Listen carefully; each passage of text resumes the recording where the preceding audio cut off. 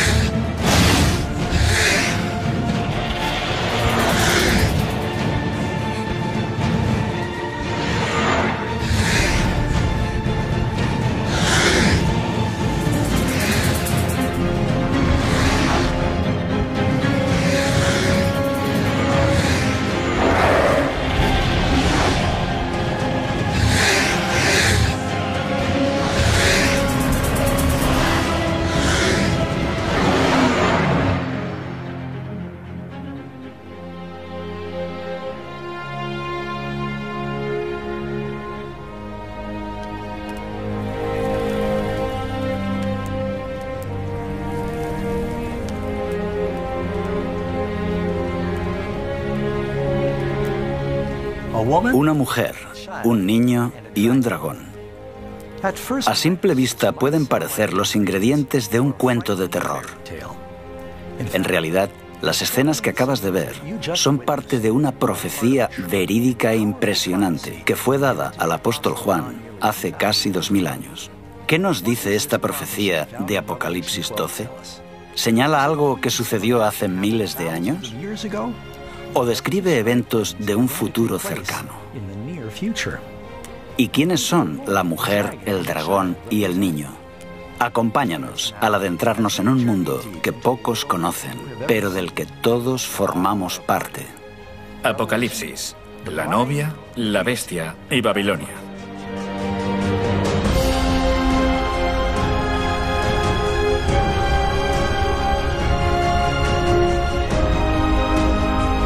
En el último libro de la Biblia, Apocalipsis, al apóstol Juan se le mostró la visión de una intensa lucha entre el bien y el mal. La profecía de una batalla que se ha ido intensificando en las sombras desde el comienzo del mundo. Los secretos detrás de esta profecía han estado envueltos en misterio durante siglos, comenzando con los reinos y gobernantes durante la historia del mundo, hasta los hombres y mujeres que se levantaron para luchar por aquello en lo que creían. Esta es la historia del cristianismo, la búsqueda de la verdad y el pilar que sustenta la fe de millones de personas. Apareció en el cielo una gran señal, una mujer vestida del sol, con la luna debajo de sus pies y sobre su cabeza una corona de 12 estrellas. Y estando encinta, clamaba con dolores de parto en la angustia del alumbramiento. Y el dragón se paró frente a la mujer que estaba por dar a luz, a fin de devorar a su hijo tan pronto como naciese. Muchos eruditos bíblicos e historiadores han estudiado esta profecía a lo largo de los años y concuerdan en que la profecía de Apocalipsis 12 apunta a un evento conocido como la matanza de los inocentes, que se produjo en Judea en el siglo I. Unas décadas antes del nacimiento de Jesús, el Imperio Romano había conquistado todo el mundo mediterráneo, incluyendo Judea. Durante la dominación romana hubo diferentes gobernadores en la región. 20 años antes de que Jesús naciera, en Judea gobierna el rey Herodes, un rey vasallo de Roma. Tenemos documentos fuera de la Biblia que indican que era muy cruel, mató incluso a sus propios hijos. Era tan despiadado que jamás desearías tenerle en tu contra. Herodes se quedó muy preocupado cuando una pequeña delegación de sabios de Oriente llegan a Jerusalén anunciando que buscaban al recién nacido rey de los judíos. ¿Por qué se preocupó por eso? Porque él ostentaba el título. Era él a quien el imperio había otorgado el título de rey de los judíos. Y le preguntó a sus astrólogos cuándo podía haber nacido el niño. Determinaron que no habrían pasado más de 2 años, quizá menos. Los fariseos y los saduceos le indican exactamente dónde debía nacer el niño. Le dicen que debía nacer en Belén y tuvo miedo de perder su trono. Es por eso que se enciende su ira contra el niño y envía soldados para que maten a Jesús.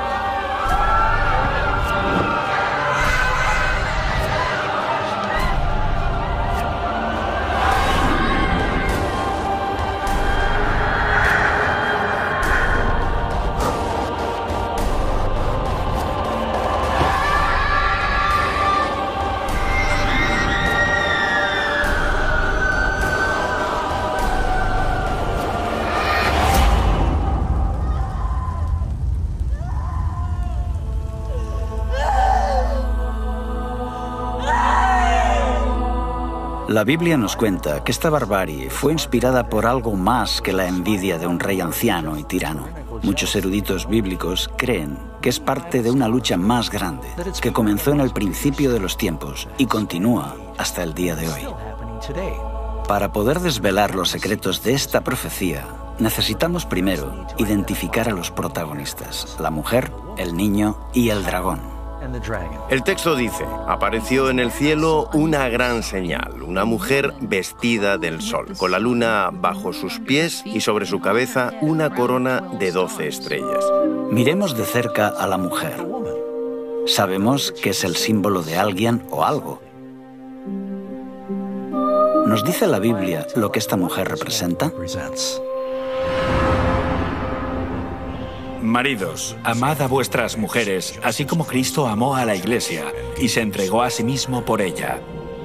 Con este texto concluimos que la Iglesia es la novia de Cristo, pero no es solo la novia de Cristo, sino que en cierto sentido, puesto que un hombre no odia a su propia carne, la Iglesia es el cuerpo de Jesús. En la Escritura, la Iglesia está representada claramente por una mujer. La mujer representa el pueblo de Dios. Esto lo vemos en el Antiguo Testamento y en el Nuevo.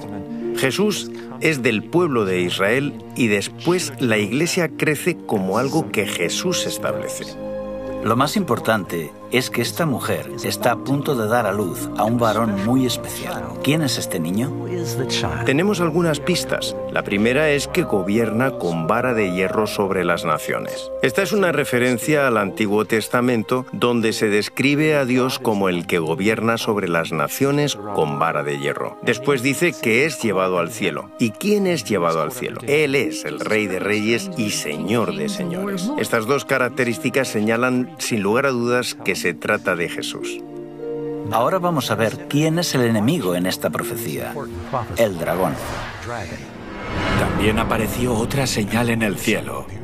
He aquí un gran dragón escarlata. No necesitamos elucubrar acerca de quién es el dragón. La Biblia nos lo dice. El dragón es el diablo. Tanto en el Antiguo Testamento como en el Nuevo, ¿quién es el que trata de destruir? Es Satanás, el diablo. Es por eso que ataca en cuanto Cristo llega a la tierra. Y fue lanzado fuera el gran dragón, la serpiente antigua, que se llama Diablo y Satanás, el cual engaña al mundo entero. Fue arrojado a la tierra, y sus ángeles fueron arrojados con él. Lo que vemos aquí, en la primera parte de Apocalipsis 12, es una representación simbólica del conflicto a través de los siglos entre Cristo y Satanás. Vemos que este conflicto se remonta al jardín del Edén, donde había una serpiente con alas. ¿Y qué es una serpiente con alas? Tiene forma de dragón. Esta serpiente, este dragón, aparece desde el principio y por toda la Biblia. A través de la vida y el ministerio de Cristo, Satanás trató de arruinar los planes de Jesús, de salvar a la humanidad. Mas él, herido fue por nuestras rebeliones, molido por nuestros pecados. El castigo de nuestra paz fue sobre él, y por su llaga fuimos nosotros curados. En varias ocasiones le golpearon en las sinagogas, intentaron tirarle por un acantilado. Trataron de silenciarlo, le torturaron públicamente hasta matarlo. La estrategia de arruinar el plan de salvación se vino abajo cuando Jesús se levantó de entre los muertos. Y su Hijo fue arrebatado para Dios y para su trono. Con el Hijo de Dios fuera de su alcance, el diablo dirigió toda su furia a los seguidores de Jesús, los nuevos cristianos. Primero, lo hizo utilizando el poder cruel del Imperio Romano. Y cuando vio el dragón que había sido arrojado a la tierra, persiguió a la mujer que había dado a luz al hijo varón. Los cristianos eran una minoría perseguida y no eran reconocidos por el Imperio Romano. Hubo una serie de persecuciones, algunas de ellas muy fuertes. Una de las funciones de la religión en el Imperio Romano era la de asegurar el bienestar del Estado.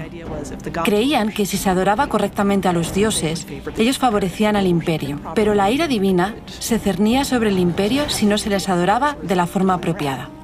No quieren hacer sacrificios a los dioses. En ese momento el propio emperador era también un dios.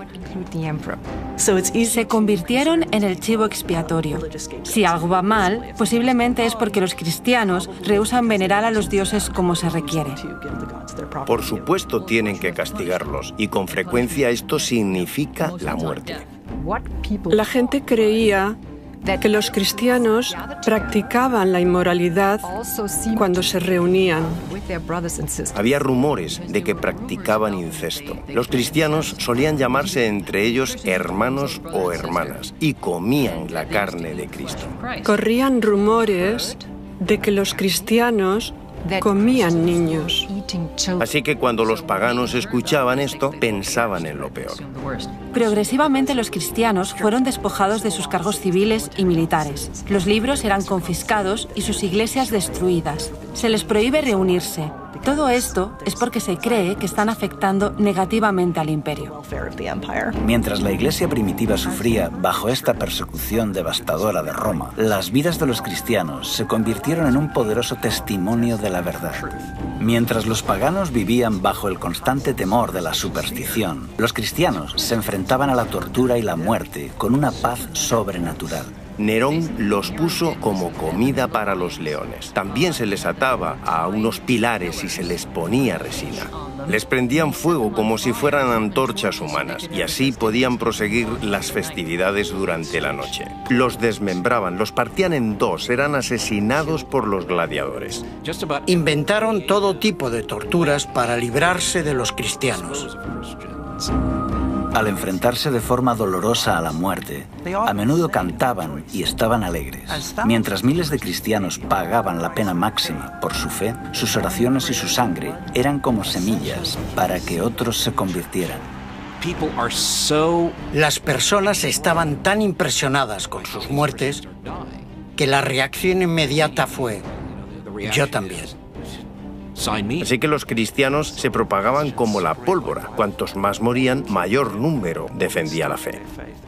Quiero enfatizar que la Iglesia primitiva se propaga a pesar de los continuos intentos de represión de los extremadamente autoritarios y poderosos emperadores, quienes se pusieron firmemente en contra de los cristianos. Aún así, la Iglesia sobrevive.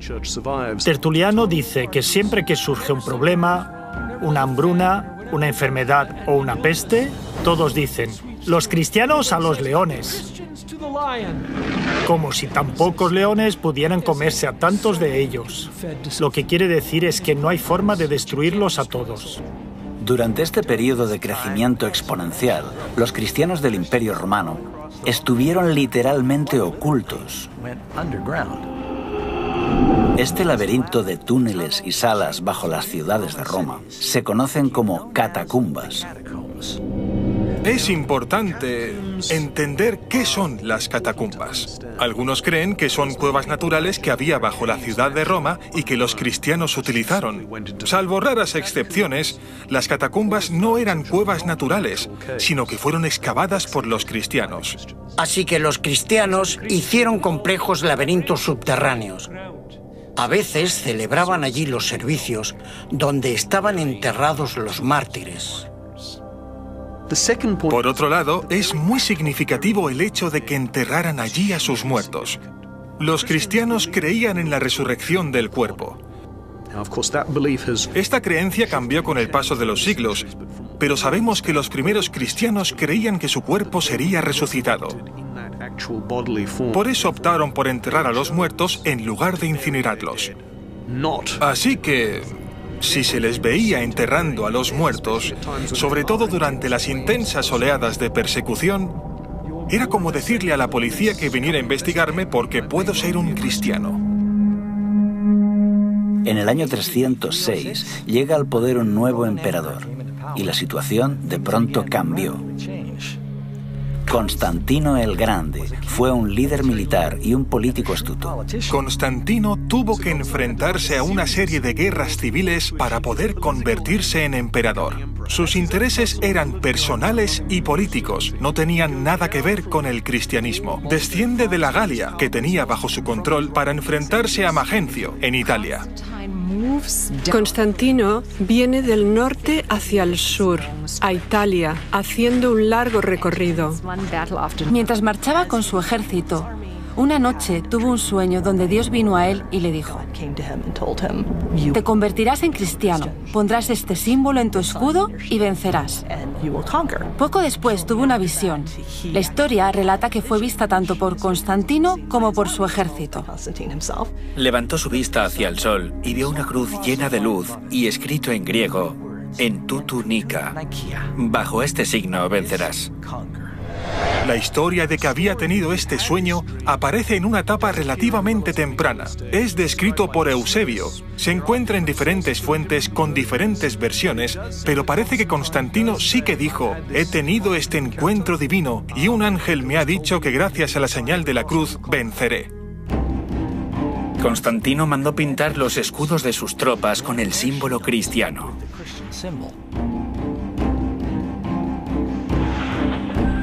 Entonces, su oponente sale de Milán y va hacia el sur para enfrentarse a él. Las tropas de Constantino estaban mejor entrenadas porque ya habían ganado varias victorias en su marcha. Su oponente cruza el río en el puente de Milvio. Constantino y su ejército están delante de él y detrás de él el río. No es una buena situación, porque si no vences al enemigo no tienes dónde retirarte. Así Magencio fue derrotado. Constantino aún no era cristiano, pero cree que el Dios cristiano le ha dado la victoria. El Dios cristiano es más poderoso que ningún otro Dios. Constantino hizo que el símbolo del cristianismo se integrara en el imperio. Luchó bajo ese símbolo y ganó. Como buen emperador romano pensaría, tengo el símbolo, estoy en el camino correcto. Si tú eras un pagano o estabas confuso en cuanto a la religión, tienes un conflicto de deidades. ¿Cuál quedará por encima de las otras? El Dios cristiano. Puedes sacar tus propias conclusiones. Gradualmente cambió el sentido nacional contra el cristianismo. Durante el reinado de Constantino, los cristianos pasaron de ser una secta perseguida a detentar abiertamente posiciones de influencia en los tribunales y en los palacios de reyes y gobernadores. Ahora, una gran parte de las élites y de la clase dirigente se convierten automáticamente en los obispos locales. Se convirtieron al cristianismo. No fue tan difícil, porque la mayoría ya creía en una divinidad suprema. Ahora es más fácil hacer una carrera militar o en la administración pública imperial si eres cristiano, porque todos los que ostentan el poder son cristianos. Si querías escalar en la jerarquía, ya sea en el ejército, el gobierno civil o en los tribunales, te hacías cristiano. El edicto de tolerancia de Constantino lo hace muy atractivo. Constantino puede proclamar su título de El Grande, ya que cambió la historia del mundo e hizo que el cristianismo, que hasta entonces había sufrido sangrientas persecuciones, se convirtiera en la religión del Estado. Y como todos en el Imperio Romano entraban a formar parte de la Iglesia cristiana, traían con ellos muchas de sus antiguas creencias y prácticas paganas. Ahora que el cristianismo había alcanzado la legalidad, un amplio número de miembros de las élites lo ven muy atractivo en las siguientes generaciones. La población cristiana aumenta un 10%, luego un 15%, un 25%, pero sobre todo aumenta en las élites. Este es el verdadero cambio. Es ahí cuando el cristianismo se convierte en lo que es hoy, porque ahora la clase dirigente es cristiana. Con el tiempo, los líderes de la Iglesia comenzaron a vestir sotanas majestuosas y a realizar ceremonias extravagantes que habían formado parte de las religiones paganas. En lugar de los sencillos mandatos de Dios, comenzaron a enseñar supersticiones y tradiciones humanas. Ahora, en lugar de que la Iglesia cristiana convirtiera al mundo pagano, los paganos estaban convirtiendo a la Iglesia. Imaginemos la Iglesia del siglo I como un tren en marcha. El Nuevo Testamento nos describe cómo era la Iglesia. Esa Iglesia entró en un túnel largo y oscuro en los siglos II al IV. Cuando este tren de la Iglesia salió de este largo y oscuro túnel, era tan diferente del tren que entró que uno se pregunta, ¿qué le ha pasado? En el año 391, por orden del emperador Teodosio I, el cristianismo se convirtió en la religión oficial de Roma. La adoración en los templos paganos fue declarada ilegal y todas las prácticas paganas cesaron. Se está intentando cristianizar el imperio. Se quiere cristianizar la cultura pagana existente. Las antiguas basílicas eran en realidad templos paganos. Simplemente ponían una cruz encima y pintaban escenas de santos, héroes y mártires bíblicos. Los cristianos estaban determinados a apoderarse de los templos paganos. Un líder notable de la Iglesia escribe sobre esto en un tratado que ha llegado a nosotros. Refuta los ataques de los paganos en contra del cristianismo. En su argumentación dice, los lugares de culto paganos ahora son lugares de adoración cristianos. Nos hemos apoderado de ellos, los hemos limpiado de la idolatría, los hemos santificado y ahora son lugares donde se adora al único Dios verdadero. ¿Acaso hay otra evidencia más clara que diga que vuestra religión es falsa? ¿Dónde están vuestros dioses que permiten que esto ocurra? En realidad, los cristianos, muchas veces de forma deliberada, tenían la estrategia de acaparar no solo los lugares de culto, sino también los rituales o ideas. Creían que absorbiéndolos avanzarían en la difusión del cristianismo. Lo que no sabemos es hasta qué punto se replantearon esta estrategia y se preguntaron, bueno, ¿hasta qué punto es correcto hacer esto? ¿Y por qué estamos aceptando creencias de otras religiones? La velocidad con que la iglesia primitiva cayó en la apostasía te deja atónito. Aunque millones de paganos fácilmente se unían a la iglesia, se resistían a abandonar sus ídolos. Los romanos y los griegos estaban tan acostumbrados a estar rodeados por los símbolos de sus deidades que siguieron haciendo lo mismo dentro del cristianismo. Muchos nuevos conversos renombraron a sus antiguos dioses con nombres cristianos. Por ejemplo, Pablo, María, Pedro. La estatua de Júpiter se convirtió en Pedro. Tiene un disco solar sobre su cabeza, que indica que en realidad no es Pedro, sino una estatua pagana renombrada. En lugar de Rómulo y Remo, ¿eh? ¿Por qué no mártires? Los grandes mártires, Cosme y Damián, ¿no? Las representaciones de Isis, que aunque Grecia la había asimilado como propia, en realidad era una diosa egipcia, se convierte en la representación de María con su hijo. Ya existía la tradición de representar una madre con su hijo. Está, por ejemplo, en el mitraísmo, en Babilonia, en la antigua Persia. Parece que María adquirió algunas de las atribuciones de otras diosas. Tiene una túnica azul oscuro y está encima de una media luna. Es la madre de todos los dioses. Isis lleva en sus brazos a su hijo Horus. Esta imagen recibe un nuevo nombre, el de María con el niño Jesús. El dios Hermes se convierte en la representación de Cristo como el buen pastor. Asclepio es la imagen que sirve de modelo para muchas representaciones de Jesús. Un dios joven y vibrante, con el pelo rizado y barba corta. Pronto las estatuas de los santos y de Jesús comenzaron a adornar las iglesias. A pesar de que Dios prohíbe claramente esta práctica en los 10 mandamientos, la gente continúa venerando y rezando a estos ídolos. No te harás imágenes, ni ninguna semejanza de lo que esté arriba en el cielo, ni abajo en la tierra, ni en las aguas debajo de la tierra. No te inclinarás a ellas, ni las honrarás. Este último punto está relacionado con la veneración a María, la madre de Jesús. Si bien es cierto que María fue una mujer fiel y honrada por ser la madre de Jesús, en ningún lugar de la Biblia se enseña que deba ser divinizada o adorada. María siempre fue muy importante en la historia antigua de la cristiandad, pero en la Edad Media fue elevada a un rango de semidiosa. Creían que la Virgen María podía interceder por los culpables seres humanos ante su Hijo, totalmente virtuoso, justiciero y censurador.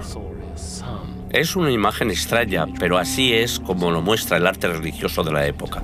La Biblia no venera a María como a alguien más allá de lo humano. La muestra como una mujer pura y maravillosa que fue usada por Dios para dar a luz al Mesías. Sin embargo, en el Concilio de Nicea, en el año 325, la Iglesia elevó a María al rango de diosa y comediadora con Cristo. Incluso en una fecha tan temprana como finales del siglo IV, ya se dedicaban iglesias a la Virgen María. Pero tristemente, estos no fueron los únicos errores que se introdujeron en este periodo. En época apostólica, el bautismo era una ceremonia sagrada reservada solo para aquellos que tenían suficiente edad como para tomar una decisión racional y entregarse a Cristo. Era un testimonio público de que aceptaban a Cristo y su perdón. El bautismo, literalmente, representa morir y enterrar al viejo hombre y resucitar a una nueva vida en Cristo. Con el transcurso de los siglos, el bautismo se ve más como un rito de iniciación al cristianismo.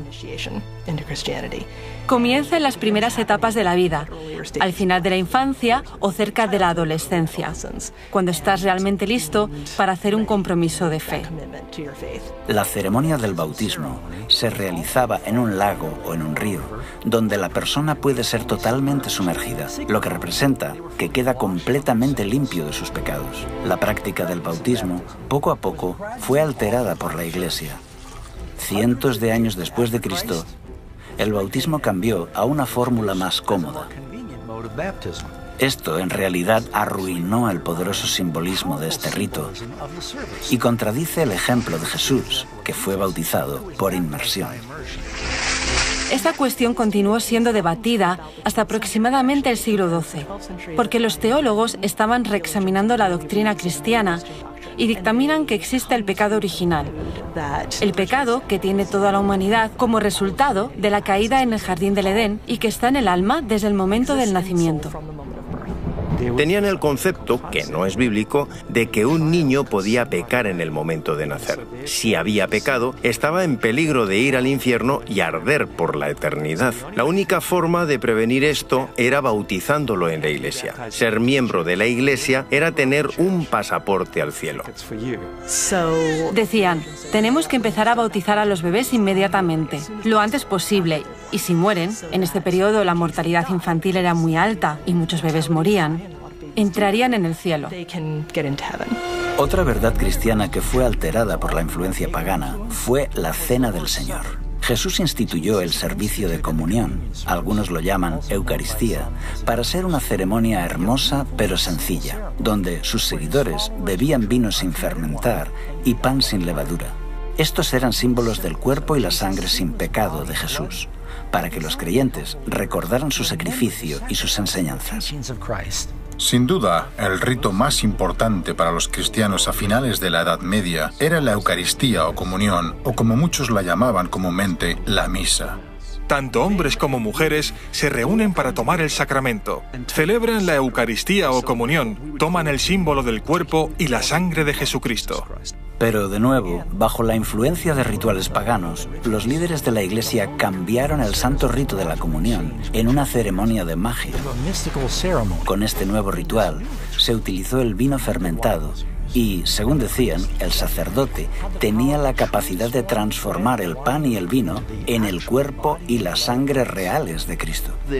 Se llama transubstanciación el concepto de que un sacerdote transforma la Eucaristía en el cuerpo y la sangre de Cristo, cuando pronuncia la fórmula hoc es enim corpus meum. Este es mi cuerpo. Eran palabras poderosas, ya que se creía que al ser pronunciadas tenían el poder de hacer que Dios transformara la naturaleza del pan y del vino en la sangre de Jesucristo resucitado. Llegaron al punto de decir, estamos creando a Dios al pronunciar las palabras mágicas. Lo que ocurría en el altar era que el pan se convertía en el cuerpo, el vino se convertía en la sangre, aunque seguían pareciendo pan y vino. Esta ofrenda del sacrificio en la Eucaristía, este sacrificio de alabanza, esta comida fraternal, ahora no solo es un recordatorio del sacrificio, sino que es un sacrificio en sí mismo que otorga la salvación. Creían y enseñaban que Jesús, en la persona del sacerdote, presentaba en la misa el sacrificio de Cristo ante Dios el Padre.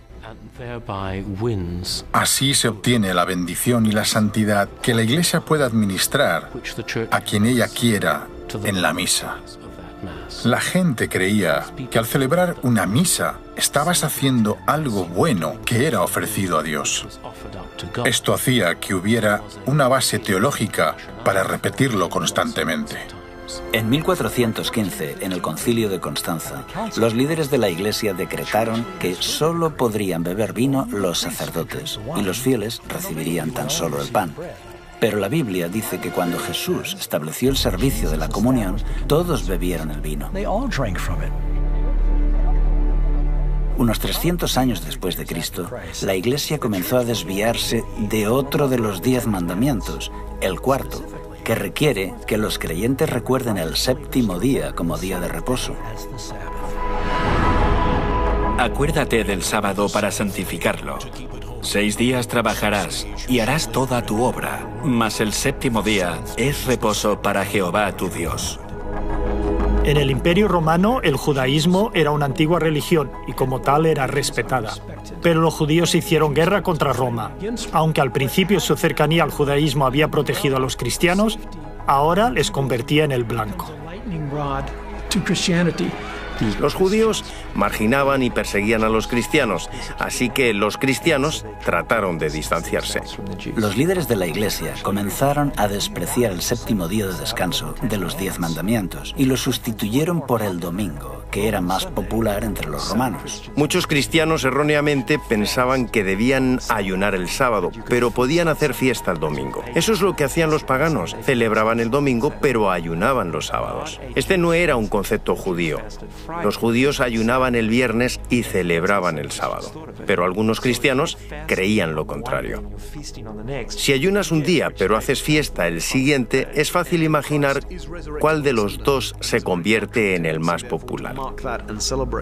La tercera causa es que se introduce en la Iglesia la influencia pagana del culto al sol. Cuando esta costumbre comienza a introducirse en la Iglesia, Constantino lo utiliza para exaltar el domingo, el día del sol, como un día que la gente debe adorar. Esta separación de la ley de Dios fue gradual a lo largo de los siglos. Fue aceptada tan ampliamente que la mayoría de los cristianos se sorprenden al descubrir que no tiene respaldo en la Biblia. En el año 313, Constantino publicó el Edicto de Milán, donde establecía el domingo como día de descanso. La ley dominical del emperador no tuvo nada que ver con el cristianismo. El objetivo era honrar al dios grecorromano Helios o Apolo. El emperador Constantino se convirtió al cristianismo, pero al permanecer fiel al dios Sol, el emperador Constantino trasladó el día de adoración del sábado, como lo había conservado el judaísmo, al domingo, el día del dios Sol. Desde entonces los cristianos, al menos la inmensa mayoría de ellos, celebran el culto en domingo en lugar de en sábado. Esto también quedó reflejado en otro edicto de Constantino, del año 321, cuando ordenó: en el venerable día del sol, dejen que los magistrados y las gentes residentes en las ciudades descansen. Dejen que todos los talleres se cierren. Fíjate que dice Día del Sol. Además, está documentado que Constantino el Grande hizo una ley para todo el imperio, decretando que debía guardarse el domingo como día de descanso. Obviamente, este cambio no se infiltró en la Iglesia de un día para otro. La historia indica que durante décadas se consideró que tanto el sábado como el domingo eran días sagrados. En los primeros años de la Iglesia, claramente se adora el sábado judío. Pero a partir de mediados del siglo III se fue abandonando por la mayoría o estaba en proceso de abandonarse. A comienzos del siglo IV, en muchas partes del Imperio Romano, los cristianos están adorando el domingo. Durante este periodo de tiempo, muchos cristianos seguían observando el sábado y el domingo tenían un servicio recordando la resurrección. Después, cada uno se iba a su trabajo habitual. Con Constantino se habla por primera vez de transferir la solemnidad del sábado al domingo. Siglos antes, el profeta Daniel había predicho que se levantaría un poder religioso que cambiaría los tiempos y la ley. En los 10 mandamientos solo hay una ley relacionada con el tiempo, el sábado. La doctrina del fuego del infierno también fue distorsionada por la mitología pagana. En el libro de Apocalipsis, la Biblia enseña que después del día del gran juicio, los perdidos serán echados en el lago de fuego. Es entonces que cada persona recibe el castigo de acuerdo a lo que merece, para luego ser consumidos y morir para siempre. Y no temáis a los que matan el cuerpo, mas el alma no pueden matar. Temed más bien a aquel que puede destruir el alma y el cuerpo en el infierno. Porque los que viven saben que han de morir, pero los muertos nada saben. Los sacerdotes comenzaron a enseñar que el infierno era un lugar de eterno tormento, gobernado por el diablo, y que comenzaba en el momento de la muerte. La Iglesia apóstata utilizó este concepto aterrador de eterna tortura para aterrorizar y manipular tanto al rey como al plebeyo. Y lo peor de todo es que presenta a Jesús como a un malvado sádico. Esta doctrina ha hecho que ateos y agnósticos cuestionen la idea cristiana de un Dios de amor, porque hace algo mucho peor incluso que lo que hizo Hitler. No importa lo que una persona haya hecho, miles de millones de años para pagar por sus faltas. Así que muchas personas han odiado a Dios y han aprendido a odiarlo por culpa de esta doctrina. Otro concepto pagano que se infiltró en el pensamiento cristiano fue en relación con la vida después de la muerte. La doctrina del purgatorio enseña que al morir, algunas personas entrarán en un fuego infernal temporal, donde son purificadas para poder ir al cielo. Es un centro de rehabilitación, a medio camino entre el cielo y el infierno. La cuestión es que puedes escapar del purgatorio. La misa dice consignados a las llamas de la aflicción. Está llena de bichos y de olores sulfúricos. Es un poco mejor que el infierno, pero no es un día de picnic. La Iglesia desarrolla este concepto gradualmente.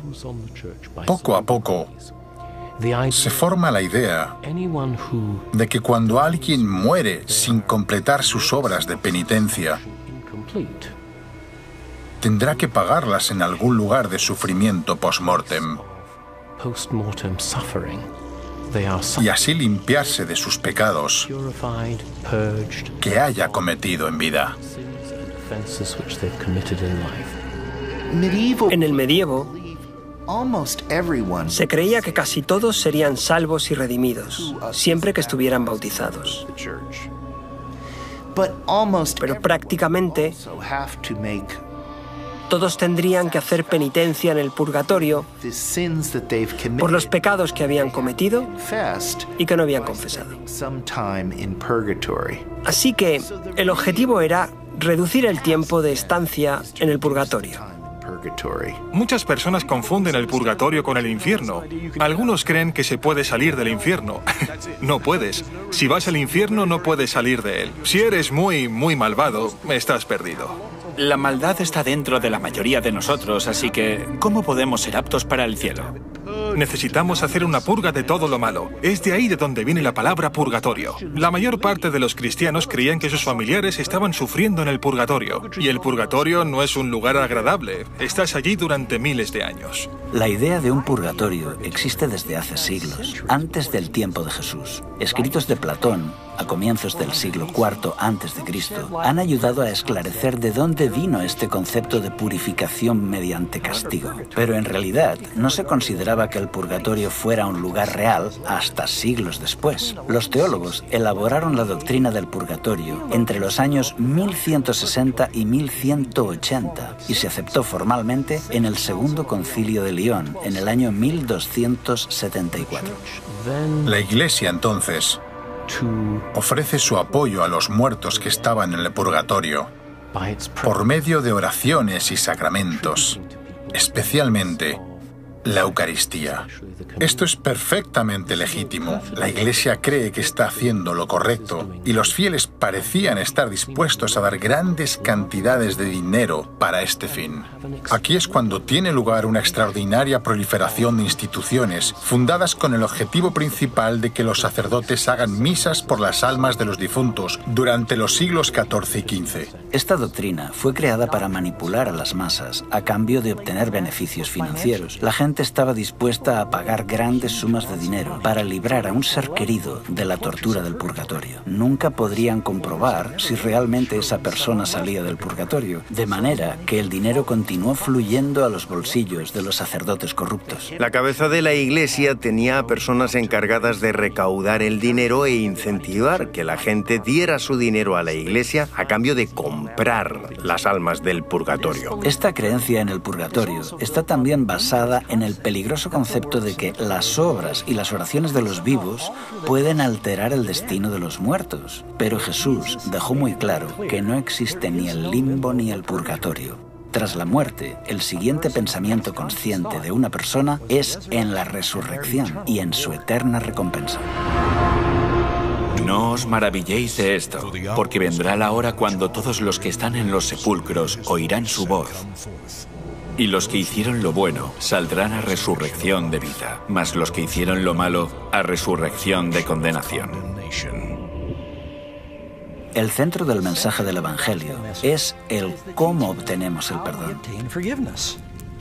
Esta fue la gran verdad bíblica que fue adulterada. Se enseñó que si una persona deseaba ser perdonado, primero debía confesar sus pecados a un sacerdote. A esto se le llama el sacramento de la penitencia, más conocido como confesión. Así que para compensar nuestra falta de bondad y nuestras acciones equivocadas, tanto el pueblo como el clero, todos debemos confesar nuestros pecados a un sacerdote. Se debe hacer al menos una vez al año, aunque preferiblemente con mayor frecuencia. Esta práctica tiene varios puntos conflictivos. En primer lugar, esto no se enseña en ninguna parte de la Biblia. Por otra parte, un mortal toma el lugar de Cristo. Y por último, se impide que Dios pueda comunicarse con las personas directamente. Además, coloca al sacerdote en un compromiso, ya que se entera de las malas acciones de sus feligreses. Cuando en la Edad Media una persona iba a un sacerdote a confesar un pecado, había tres fases. En primer lugar, la persona se confiesa. Luego el sacerdote asegura que la persona está absuelta. El pecado se ha ido. Por último, como ha violado las leyes de la Iglesia y las enseñanzas de Cristo, tiene que hacer una obra de penitencia en compensación al pecado cometido. La Biblia enseña que la humanidad no puede hacer nada para salvarse. Es por esto que Jesús vino. Las Escrituras enseñan que la salvación depende enteramente de nuestra confianza en la gracia y en la misericordia de Dios, que no merecemos. Es un gran regalo que no puede ser obtenido por nuestros esfuerzos ni buenas obras. Incluso nuestra obediencia es el resultado del don de la gracia. La doctrina del Nuevo Testamento de la salvación por la fe es hoy ampliamente comprendida y aceptada, pero en la época oscura de la Edad Media era fácil convencer a las masas analfabetas de que tenían que realizar obras para ganar el favor de Dios. Les decían que para que un pecador tuviera la esperanza de apaciguar a Dios, debía pagar grandes sumas de dinero, realizar dolorosas obras de penitencia y una agotadora peregrinación. Esto también incluye la necesidad de recitar oraciones repetitivas como un requisito para obtener el perdón. 40 Ave Marías, 10 Padre Nuestros, poner una moneda en la colecta. En las religiones paganas del mundo, la idea de oraciones o cantos repetitivos no es nueva. Se creía que se podía apaciguar a los dioses con el constante eco de las oraciones o usando palabras mágicas especiales. Jesús claramente nos previno en contra de esa forma de oración. Y orando, no uséis vanas repeticiones como los gentiles, que piensan que por su palabrería serán oídos. Los líderes corruptos de la Iglesia sabían que para mantener su poder sobre el pueblo, necesitaban separarlos de la Biblia, que era lo único que pondría en evidencia sus engaños. Al principio la Biblia no fue apartada de la gente, era accesible. Pero con el tiempo, las personas comenzaron a darse cuenta de las contradicciones y desafiaron al clero. Por eso les convenía que la Biblia no fuera accesible al pueblo llano. Solo los sacerdotes podían interpretar las escrituras porque mezclaban la Biblia con la tradición. Así que la tradición era la norma para interpretar la Biblia y los únicos que entendían esta larga tradición eran los sacerdotes. Ellos podían leer las escrituras, pero la mayor parte de la gente común no. Así se aseguraban que la Biblia se interpretara de forma que armonizara con la tradición. Desde el siglo V al siglo XV, durante 1000 años de historia, se enseñó, y así fue aceptado, que solo los líderes religiosos estaban suficientemente cualificados para explicar los textos sagrados. Al hombre común se le dijo que nunca podría comprender las escrituras sin ayuda de un sacerdote. Con este gran engaño, los miembros de la Iglesia quedaron sumergidos en la oscuridad. Mientras tanto, la Iglesia, que antes era un baluarte de la verdad bíblica, ahora era una organización política corrupta, adornada con ceremonias espiritistas. No es de extrañar que este periodo estuviera marcado por el deterioro cultural, económico y espiritual. Es conocido como el oscurantismo. Es trágico ver cómo en tan solo unos siglos la maravillosa luz que había estado brillando por la resplandeciente Iglesia de Cristo se había disipado por tradiciones paganas. Ahora surge una mujer muy diferente para ocupar su lugar.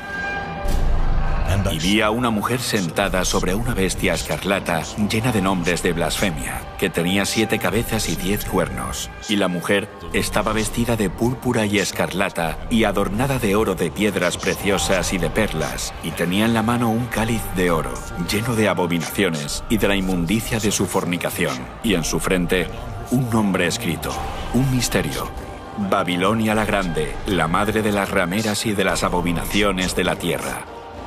Vi a la mujer ebria de la sangre de los santos y de la sangre de los mártires de Jesús. Y cuando la vi, quedé asombrado con gran asombro. En Apocalipsis 17, Juan ve a una mujer y la describe muy diferente a la mujer pura de Apocalipsis 12. ¿Quién es esta ramera sanguinaria? ¿Y qué es la extraña bestia sobre la que está sentada?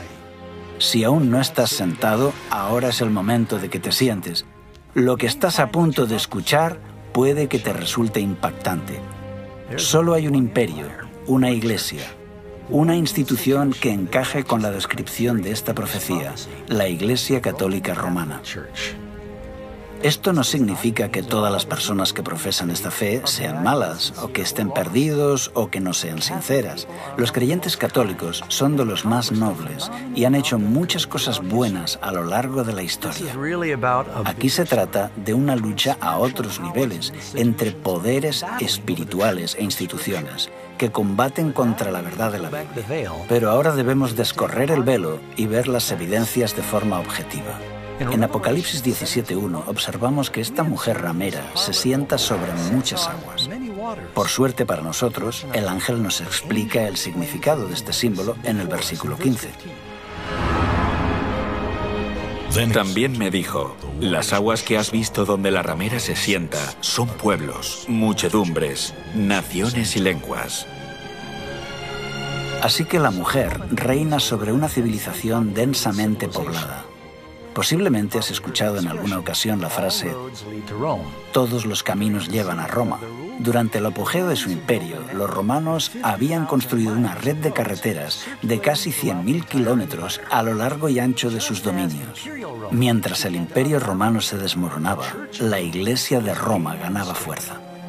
La Iglesia Católica se da prisa por llenar el vacío de poder que quedó tras la caída del Imperio Romano.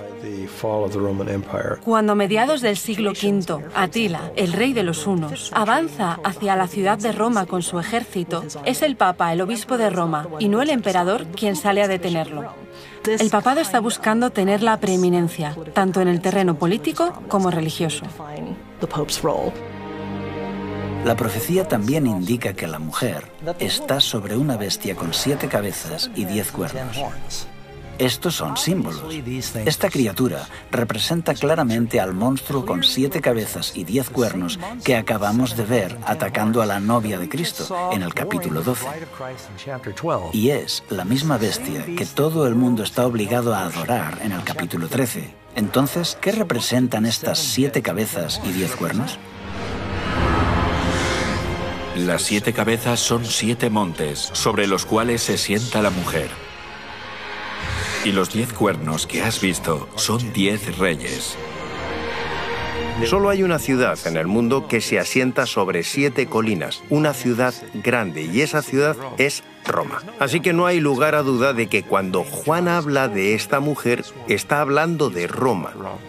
Aquí se puede ver la relación. 7 cabezas son 7 montes. En Apocalipsis 12, 7 cabezas. En Apocalipsis 13, 7 cabezas de nuevo. Aquí se puede ver la relación. Es dentro de la ciudad de Roma llamada la ciudad de las 7 colinas, donde se ubica hoy el Estado Vaticano.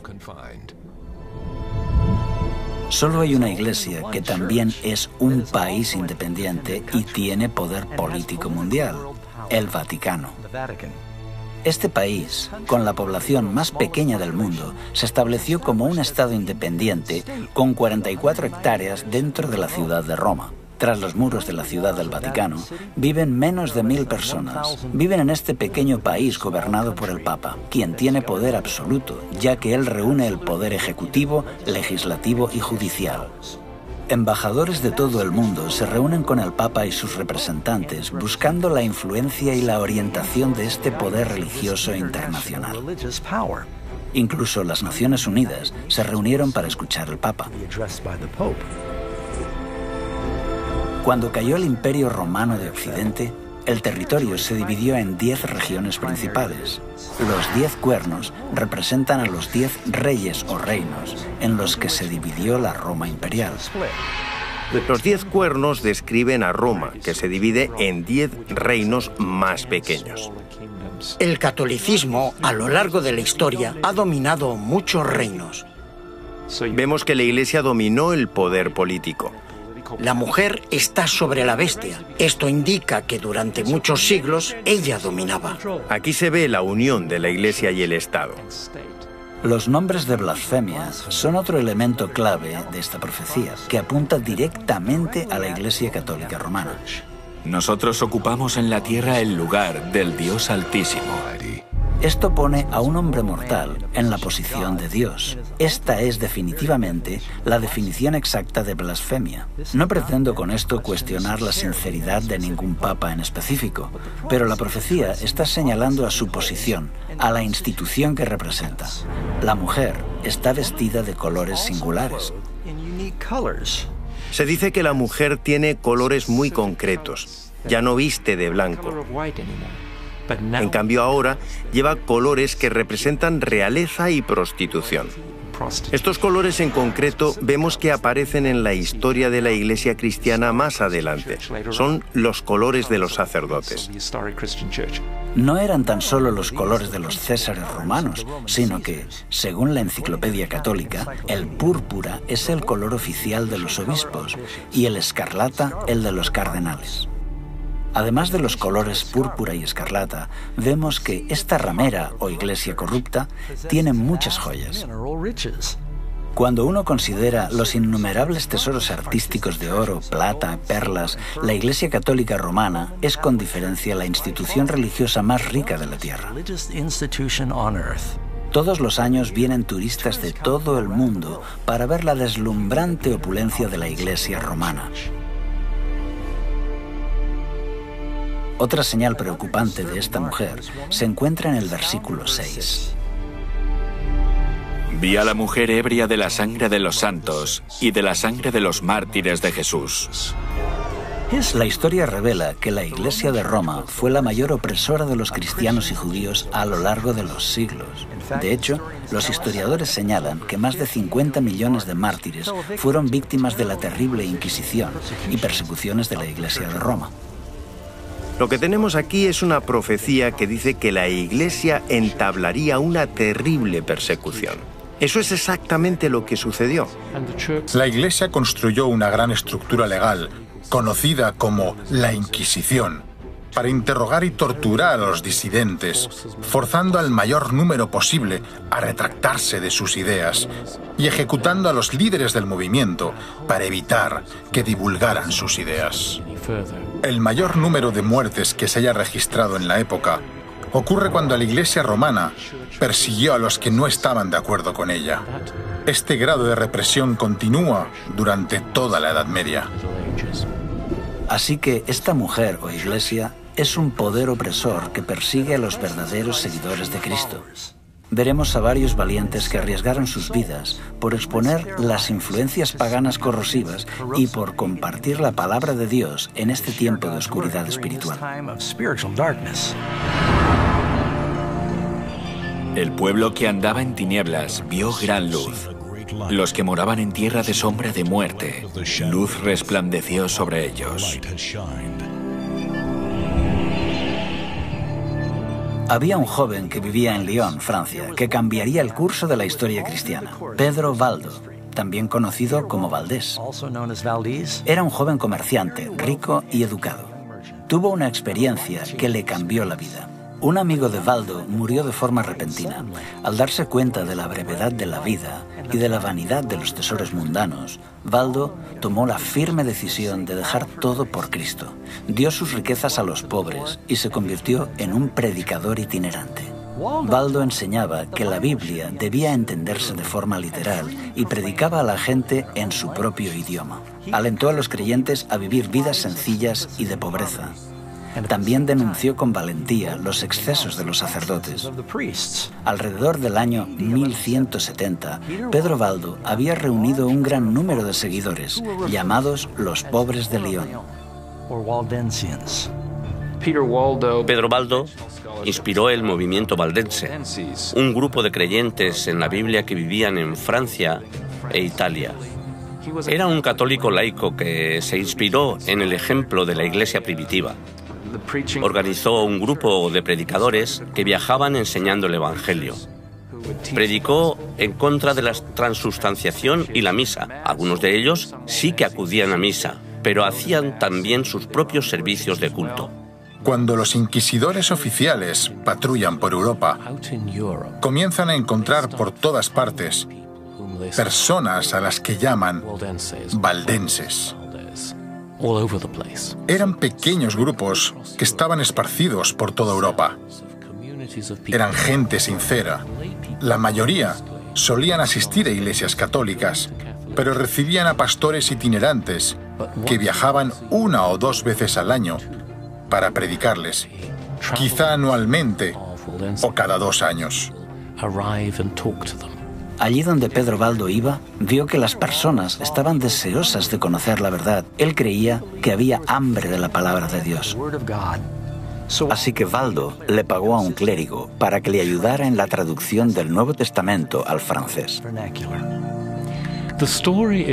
En Lyon, Valdo encargó a religiosos eruditos que prepararan una traducción de una porción de la Biblia y de algunos escritos de los padres a la lengua vernácula. Sería algo entre francés y provenzal. Esta tradición de obtener copias de la escritura en la lengua común de la gente parece haber comenzado en las comunidades valdenses. Llevaban consigo las escrituras, actuaban como comerciantes y negociantes y compartían las escrituras con el pueblo. Incluso hay referencias de que enviaban jóvenes a las grandes universidades y escuelas de la región. Allí podrían compartir su fe y comprender la teología de la época y de esa forma alcanzar a una comunidad más amplia. Pero Roma no podía tolerar por más tiempo esa libre circulación del Evangelio entre los campesinos. En 1179, el Tercer Concilio de Letrán condenó oficialmente las ideas de Valdo como heréticas. Más adelante, él y sus seguidores fueron excomulgados. Expulsados de Lyon, los valdenses se refugiaron en los valles altos del Piamonte y en los Alpes franceses. Aquí Cada familia hizo de la Biblia su tema de estudio.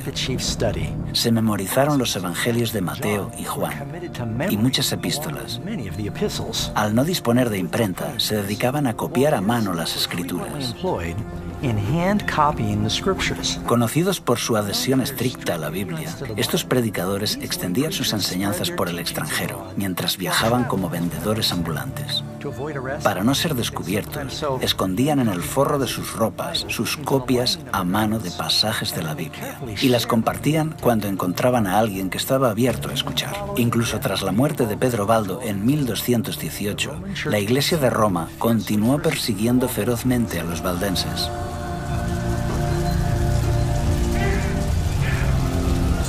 Durante siglos fueron perseguidos y condenados a muerte en diferentes países europeos.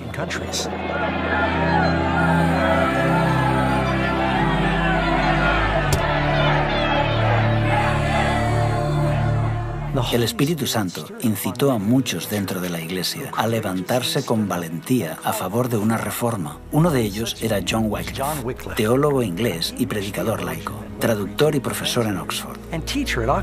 Cuando comenzó a señalar los errores dañinos que se enseñaban a los creyentes, su educación le dio una gran ventaja. Wycliffe nunca quiso ponerse en contra de los líderes de la Iglesia, pero al ver las evidentes contradicciones entre lo que decía la Biblia y lo que hacía la Iglesia, no pudo guardar silencio. Es extraño que alguien como Wycliffe se convirtiera en hereje porque era catedrático de Oxford. Fue educado en la estructura de la Iglesia, pero estaba afligido por lo que veía a su alrededor.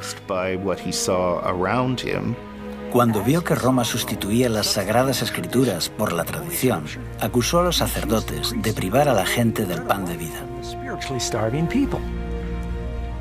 Creía que la Biblia era una autoridad suprema y organizó la traducción de la Biblia.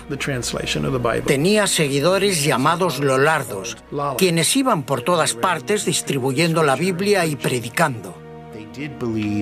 Creían en la importancia de leer la Biblia.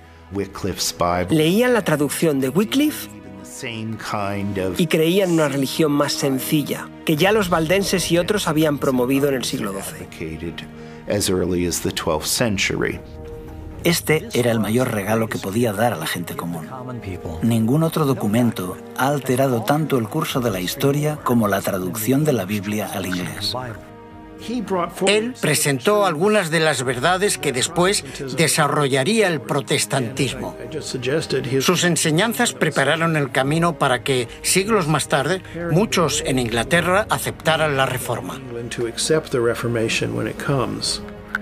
Wycliffe tuvo la valentía de declarar que la autoridad universal del Papa no era bíblica. Por eso, el 22 de mayo de 1377, el Papa Gregorio condenó los escritos de John Wycliffe, indicando que sus enseñanzas eran peligrosas para la Iglesia y el Estado. Pero Wycliffe continuó enseñando que la salvación era únicamente mediante Cristo y que eran las Escrituras las que eran infalibles y no la Iglesia de Roma. Con el tiempo, sus escritos y su trabajo de reforma se extendió como una ola, influyendo a millones de creyentes. Se podía leer en cualquier lugar donde hubiera gente instruida y teólogos escolásticos. Viajan por Europa, a Bohemia, e inspiran también a Juan Hus. Hus comparte con Wycliffe su desacuerdo sobre la transubstanciación, el poder del clero y la riqueza de la Iglesia. Hus era muy joven cuando Wycliffe falleció, pero sus escritos tuvieron una poderosa influencia en su vida y su misión. Fue un predicador de Bohemia, profesor en la universidad y por un tiempo fue capellán del rey. Se le confió la tarea de predicar en una pequeña capilla que acababa de ser inaugurada, la capilla de Belén. Igual que Wycliffe, Juan Hus predicó las Escrituras en el idioma del pueblo, una práctica que ahora la Iglesia había prohibido, pues toda la misa se hacía en latín. Predicó en la lengua vernácula, Los bohemios tenían las escrituras en su propio idioma, a pesar de los concilios de la Iglesia. Es por esto que entra en contacto con las enseñanzas de Wycliffe. Especialmente ataca la transustanciación y la riqueza y el poder de la Iglesia. Caminando un día por la ciudad, Hus vio dos pinturas que dos hombres mostraban a modo de protesta silenciosa.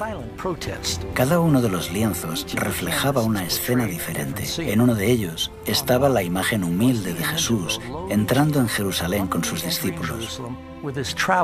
En el otro lienzo estaba la imagen del Papa vestido con ropas ricas y lujosas, transportándose en una litera y seguido por una majestuosa procesión. Las pinturas presentaban el contraste entre Jesús, quien dijo que las zorras no tienen guaridas y las aves de los cielos nidos, pero el Hijo del Hombre no tiene dónde reclinar su cabeza, con el esplendor y la magnificencia del palacio papal y su séquito. Movido por estas imágenes, comenzó a denunciar públicamente el orgullo, la ambición y la corrupción del clero. Sin miedo, hizo un llamado de reforma a la Iglesia. Si había que interpretar las Escrituras según lo que la Iglesia creía, ¿cómo se podían corregir sus errores? No hay nadie que revise los errores. No se puede corregir a la Iglesia. Creo que este es el problema de base, el problema que hizo que la Iglesia comenzara a equivocarse y siguiera equivocándose. Juan Hus fue invitado a Constanza, Alemania, a defender sus críticas a la Iglesia de Roma. Segismundo, rey de Hungría y más tarde del Sacro Imperio Romano, le garantizó un salvoconducto, pero nada más llegar Hus a la ciudad, fue arrestado y puesto en el calabozo en el castillo de Gottlieben. El rey Segismundo estaba muy enfadado porque habían encarcelado a Hus y amenazó al concilio de la Iglesia, pero el concilio convenció a Segismundo de que las promesas hechas a un hereje no eran vinculantes. El 6 de julio de 1415, el concilio se reunió en la catedral después de la misa. Es entonces cuando Juan Hus es llevado a juicio. Se le pidió que defendiera su posición. Mientras lo hacía, afirmaron que había dicho una herejía. Así fue atrapado y condenado por herejía. Los guardias se lo llevaron para ser ejecutado. En el lugar de su ejecución, Hus se mantuvo firme. Mientras subían las llamas, pudo elevar su voz en canto. Al morir, Hus predijo que en 100 años Dios levantará a un hombre cuyo clamor por una reforma no podrá ser reprimido. Martín Lutero creció en un hogar humilde en Mansfield, Alemania. Teólogo, compositor y sacerdote, es posiblemente el reformador más conocido del siglo XVI. Nació el 10 de noviembre de 1483, casi 70 años después de que Juan Hus muriera en la hoguera. Nació en una familia trabajadora de clase media y tenía varios hermanos y hermanas. Lutero desarrolló un carácter firme. La familia de Lutero fue hasta cierto punto una familia de grandes triunfadores.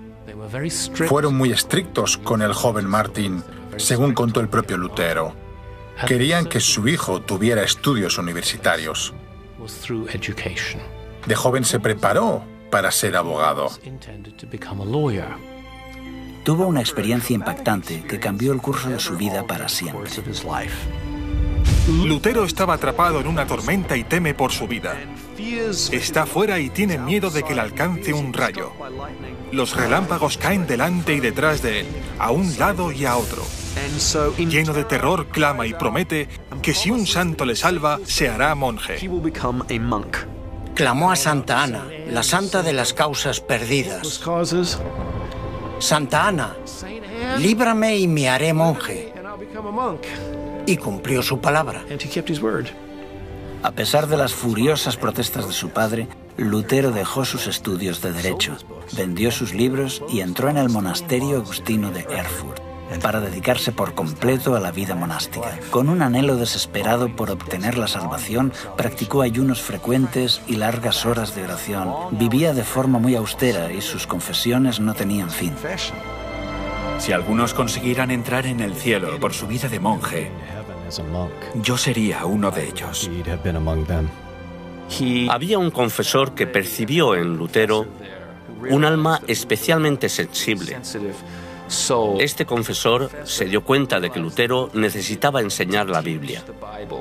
Así que Lutero se convierte en profesor de teología y predicador en la iglesia local, además de miembro de la comunidad religiosa de los monjes agustinos. Básicamente, desempeña 3 trabajos.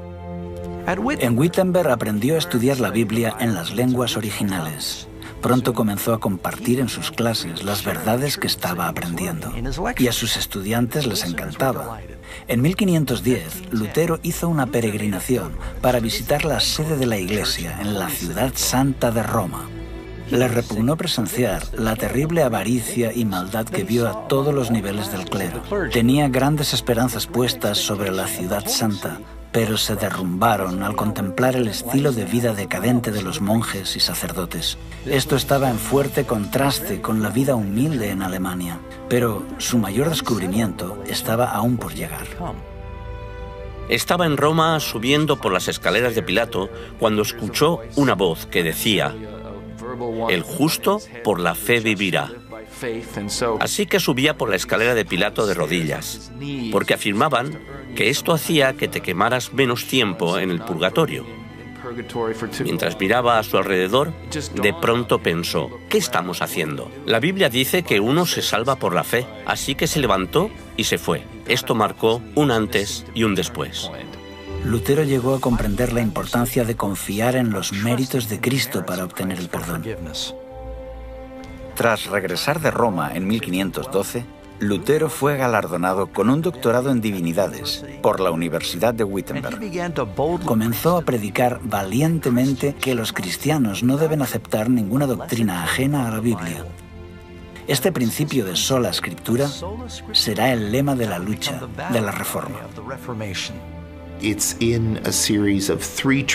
En 1520 presenta una serie de 3 tratados donde explica que las tradiciones de la Iglesia se han corrompido por añadidos humanos y que la Iglesia solo debe seguir el testimonio de la Biblia. Esto es lo que explica el declive de la Iglesia, que la gente perdió de vista la Biblia y la capacidad de leerla por sí misma. Había una barrera entre el pueblo y la Biblia, entre los fieles y Cristo. Cuando Martín Lutero y sus colegas declararon que la Biblia era la única autoridad válida, comenzó el resurgir de la Iglesia. Sola escritura, tota escritura, prima escritura, y hacen que la situación cambie. En la misma época, Roma estaba excavando el suelo para la construcción de la nueva y magnífica Basílica de San Pedro. La Iglesia envió a Alemania a Johann Tetzel para vender indulgencias con el fin de recaudar los fondos necesarios para la catedral. La Iglesia cree no solo que sus servicios y ofrendas pueden ayudar a los muertos, también dice que el jefe de la Iglesia de Occidente, el Papa, gracias a la gran abundancia de gracia acumulada en la Iglesia, puede declarar que los pecados de alguien quedan borrados tras su muerte. Esto es lo que recibe el nombre de indulgencia. La indulgencia plenaria absolvía a la persona de todos los pecados cometidos hasta ese momento y, según decía la Iglesia, aceleraba el proceso del purgatorio, llevando a la persona directamente al cielo. A finales de la Edad Media, la Iglesia está convencida que puede decirle a la gente: si estás dispuesto a hacer una ofrenda a la Iglesia te dará una indulgencia en forma de ofrenda para un familiar, amigo, pariente, ser querido que haya fallecido. Supuestamente ese ser querido escapaba de forma inmediata de las torturas del purgatorio. Esto se hizo una creencia muy popular en los siglos XIV y XV. La gente pedía indulgencias.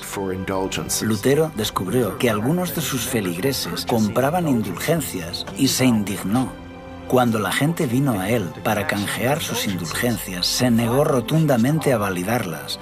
Lutero les dijo que lo que tenían que hacer en realidad era arrepentirse sinceramente de sus pecados y abandonarlos.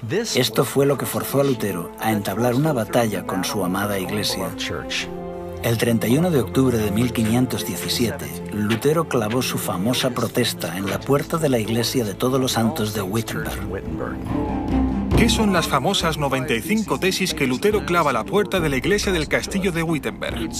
Es una invitación académica al debate. Él anota 95 tesis y lo que básicamente está diciendo es: estas son mis propuestas. Estaban mejor redactadas de lo que uno se puede imaginar porque estaban pensadas para el debate. Las 95 tesis eran solo 95 propuestas sobre las que pretende entablar un debate en la universidad. Esta es una práctica habitual en el mundo académico a finales de la Edad Media. Así que Lutero está realizando un ejercicio estrictamente académico. Es como publicar un artículo en una revista académica de la actualidad. Yo mismo, como historiador, no espero que muchas personas lean mi trabajo. Solamente piensas en alcanzar a un círculo muy estrecho. Así que clava sus tesis a la puerta del castillo de Wittenberg, porque tradicionalmente es allí donde se publican las invitaciones al debate. Así que Lutero no esperaba despertar tanto revuelo. Atrajo la atención de mucha gente, incluyendo la del Papa. Lutero no deseaba despertar la hostilidad de la Iglesia. Él cree que las aceptarán. De hecho, si nos remontamos a los padres de la Iglesia, incluyendo a San Agustín, encontramos en sus escritos muchos puntos que concuerdan con lo que Lutero decía. Así que Lutero esperaba que la gente dijera: «Oh, genial, gracias por aclararlo». Tal vez fue un poco ingenuo, pero posiblemente es el resultado de su formación académica. Él no pretendía ni mucho menos empezar un nuevo movimiento. Pero lo que en realidad sucedió es que la Iglesia no aceptó lo que Lutero tenía que decir. Se emitió una bula papal. La bula es un decreto de la Iglesia. En ella se condenaba a Lutero y sus escritos y declaraba que debían ser quemados. La bula fue enviada a Wittenberg, donde, en lugar de quemar los escritos de Lutero, Lutero reunió a un gran número de personas y quemó la bula papal. La quema de la bula papal fue un duro golpe. Se había desafiado a Lutero y él había respondido. Lutero dice: «Vale, tú me condenas a mí, pero yo te condeno a ti, porque lo que aquí está en juego es la verdad. Así que, si la Iglesia condena la verdad bíblica, entonces la Iglesia debe ser el anticristo». Es así como él la llama. Claro, cuando llamas a alguien el anticristo, es bastante difícil llegar a un acuerdo. Así que el emperador alemán organizó una audiencia donde acudieron todos los príncipes y sacerdotes importantes. Es la Dieta de Worms. Aquí acudieron representantes de todos los príncipes, nobles y ciudades libres del imperio. Lutero tiene la esperanza de poder debatir. La Iglesia sabe que Lutero es muy elocuente y no van a darle la oportunidad de hacerlo. Le colocaron en medio de la sala, le mostraron sus libros y le preguntaron dos cosas. ¿Estos libros son tuyos? ¿Y vas a retractarte? ¿Rechazas las doctrinas que has escrito en ellos? No respondió inmediatamente. Dijo: «Sí, son mis libros, pero en ellos hay muchas cosas escritas y necesito tiempo para pensarlo». Casi pierde sus nervios, pero logra controlarse y al día siguiente viene y comienza a jugar con las palabras. Cuando le dicen: «¿Estas son tus obras?» y «¿te retractas de ellas?», Lutero responde: «¿Pides que me retracte de todas mis obras? Todos en la Iglesia están de acuerdo con algunas de ellas. He escrito sobre ciertos males en la Iglesia y muchos en la Iglesia están de acuerdo con esto». Intentan debatirlo, pero las autoridades no van a permitir esto. Dicen: «No, solo responde, ¿te vas a retractar?». Este es un momento heroico, especialmente porque Lutero cree que esto le va a conducir a la muerte.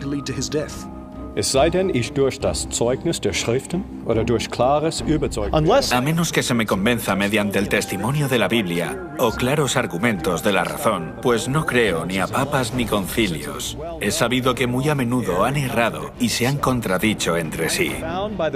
Mi conciencia está cautiva de la palabra de Dios. No puedo retractarme y no me retractaré de nada. Pues ir contra la conciencia no es seguro ni correcto. Esta es mi posición. No puedo obrar de otro modo. Que Dios me ampare. Amén. El concilio no pudo decir mucho en respuesta a esto, pero Lutero fue declarado un criminal. Sus escritos fueron prohibidos y ordenaron su detención. El documento decía: queremos que sea arrestado y castigado como un hereje notorio. A Lutero se le había dado un salvoconducto para ir a la dieta de Worms, tal y como se le había dado a Huss para acudir al concilio de Constanza unos 100 años antes. Algunas autoridades instaron al emperador Carlos V a ignorar el salvoconducto, así como Segismundo lo había hecho con el salvoconducto de Huss. Pero Carlos V no quería ser conocido como el segundo emperador que había incumplido un salvoconducto. Cualesquiera que fueran los motivos, Lutero pudo salir de la ciudad y emprendió el camino a casa. Creía que posiblemente alguien lo mataría en el camino porque había una recompensa por su cabeza. En lugar de eso, Lutero fue secuestrado por agentes de Federico el Sabio, quien había decidido esconder a Lutero por un tiempo. Lo escondió en el castillo de Warburg. Nadie sabía lo que le había ocurrido a Lutero. Muchos creyeron que estaba muerto. Durante un año, en este exilio solitario al que Lutero se refiere como mi Patmos, el ex sacerdote continuó su prolífico trabajo de escritura. Incluso se las arregló para traducir el Nuevo Testamento del griego al alemán. 72 años antes de que Lutero completara su traducción del Nuevo Testamento, Gutenberg había cambiado la historia con la invención de la imprenta. Con esta nueva e increíble tecnología, la verdad de Dios comenzó a extenderse por toda Europa como las hojas de otoño. Así que en medio de esta gran reforma, el Señor armó a su pueblo con la espada de su palabra. Sobre esta misma época, se levantaron otros grandes campeones de la verdad dentro de la Iglesia de Roma. Entre estos hombres valientes que exhortaban al pueblo para que regresaran a las Escrituras, se encuentra Philip Melanchthon, William Tyndale, Juan Calvino y John Knox, por nombrar solamente algunos de ellos. Al tiempo que los reformadores predicaban y la imprenta trabajaba a toda máquina, el pueblo en masa estudiaba la palabra de Dios. Gradualmente, la luz de la verdad comenzó a romper las cadenas de error y la superstición que habían atado a las personas durante siglos. Como un soplo de aire fresco en primavera, Europa experimentó un renacimiento religioso. Y conoceréis la verdad, y la verdad os hará libres. El libro de Apocalipsis también predice que en el tiempo del fin, el dragón, Satanás, intensificará una vez más sus esfuerzos para perseguir a la Iglesia de Dios. Esta Iglesia está compuesta por todos los que guardan los mandamientos de Dios y tienen el testimonio de Jesús. Apocalipsis nos advierte que en los últimos días se creará una falsificación de la Iglesia muy convincente que adulterará la verdad de las Escrituras. Jesús advierte que el dragón engañará al mundo entero.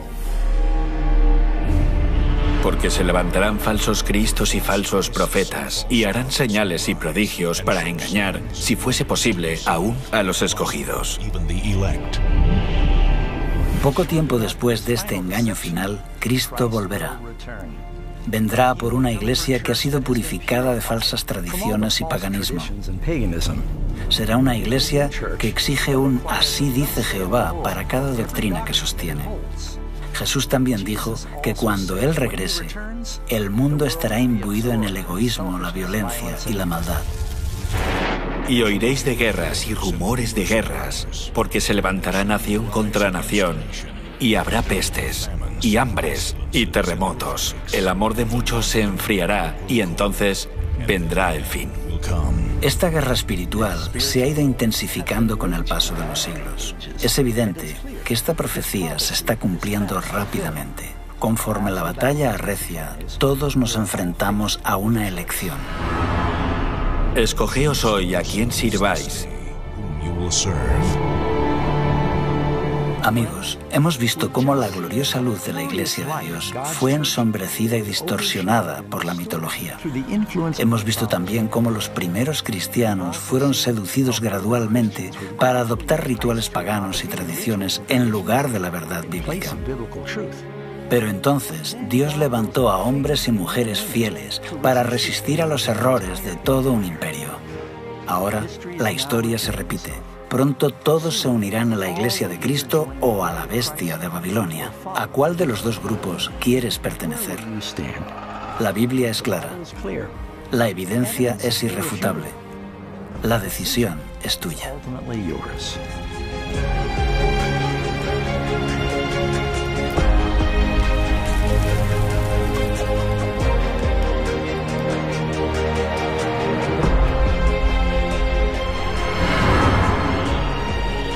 Ciertamente vengo en breve.